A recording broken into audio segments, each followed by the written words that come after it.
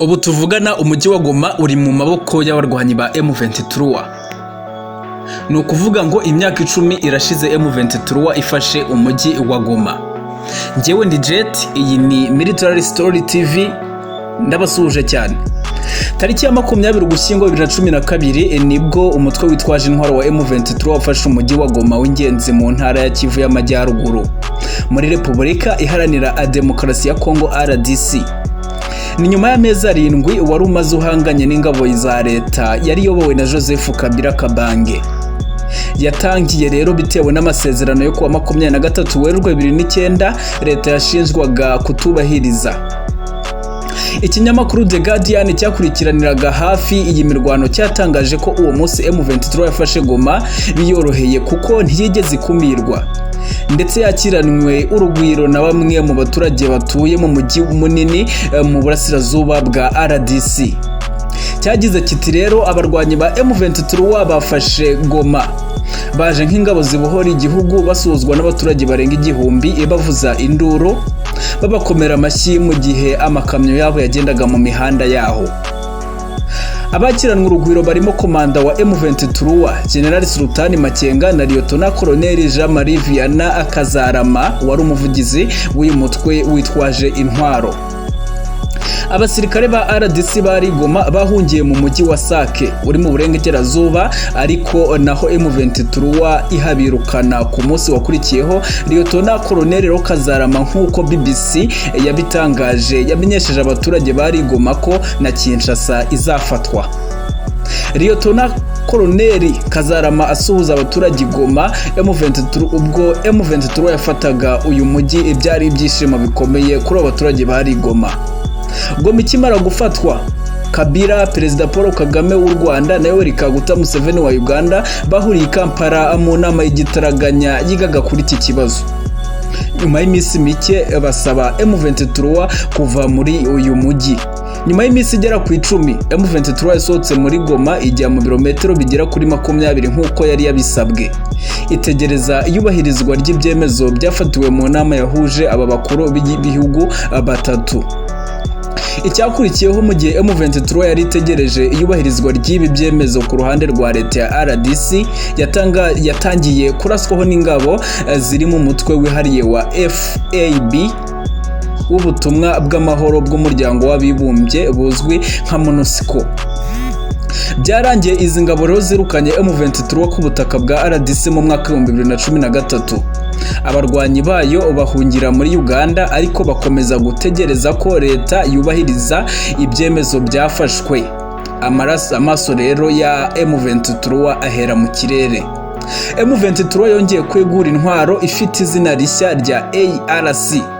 Kugeza kuri uyu wa 20 Ugushyingo 2022 irarwanira n'ingabo za RDC muri groupement ya Kibumba, teritwari ya Nyiragongo, mu ntera y'ibirometero bibarirwa hagati ya 15 na 20 werekeza mu mujyi wa Goma. Ubu tuvugana rero imyaka 10 ikabishize iyi M23 iharanira gufata ura mujyi wa Goma, ikaba yanabigezeho kuri uyu munsi. Sinagenda rero ntakugejejeho indi nkuru ivuga ko Generali Muhozi yibasiye Lieutenant General Eluwelu kubera ibyo yatangaje kuri M23.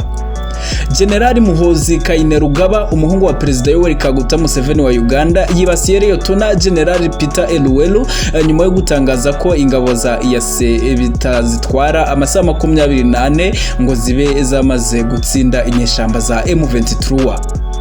Kuwa gatanu tariki ya 4 Ugushyingo 2022 nibwo Lieutenant General Peter Eluwelu usanzwe ari umugaba mukuru wungirije w'ingabo za Uganda UPDF yaburiye inyeshyamba zo mu mutwe wa M23 ku bitero bikomeye zishobora kugabwaho mu gihe zaba zanze kuva mu bice bitandukanye by'intara ya Kivu y'Amajyaruguru zamaze kwigarurira.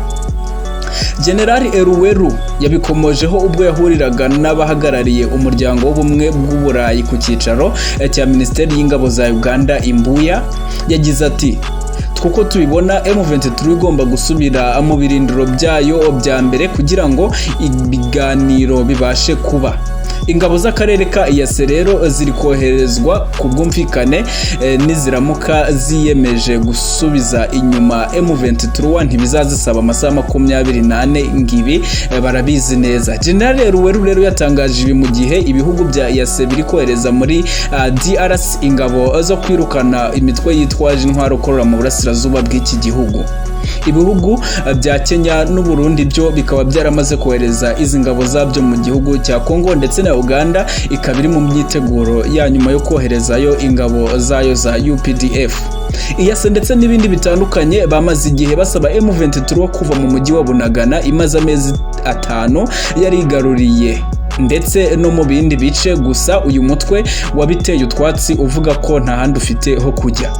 General Muhozi Kainerugaba yifashishije urubuga rwe rwa Twitter yahaye urwamenyo Lieutenant General Peter Eluwelu agaragaza ko kuvuga ko bakwirukana M23 mu minsi umwe ari ukwibeshya cyane. Ati nta muntu n'umwe ukwiye gukoba abavandimwe bacu bo muri M23. Numvise hari n'abavuga ko bayitsinda ngo mu munsi umwe. Atoke ibyo nibyo Obote yajyaga avuga kuri NRA muri Luwelo mbere yo kumuhirika ku butegetsi. Yabitewe utwatsi cyane rero General Muhozi yavuze ko M23 ari abafatanyabikorwa bakomeye batuma RDC igira amahoro. Ati bityo no ko nibiramuka bisabwe kuva mu duce bigaruriye bazabikora. Uyu mugabo rero usanzwe ari umujyanama wa Museveni ku bikorwa byihariye mu minsi ishize yari yagaragaje ko ari bibi cyane kurwanya abavandimwe ba M23 kuko barwanira uburenganzira bw'abatutsi bo muri Kongo. Nyuma y'uko Perezida Paul Kagame na Uhuru Kenyatta wahoze ayobora Kenya rero bemeranyije ko bagomba gusaba M23 guhagarika imirwano no kuva mu bice yigaruriye, Muhozi yatangaje ko agomba kubaha icyemezo cyabo, nawe asaba uriya mutwe kumvira abakuru. Njyewe ndi Jeti, iyi ni Military Story TV. Nukora subscribe uzajya umenya amakuru agiye atandukanye ari kuvuga hirya no hino, cyane cyane muri Afrika y'Uburasirazuba ndetse n'iy'Uburengerazuba.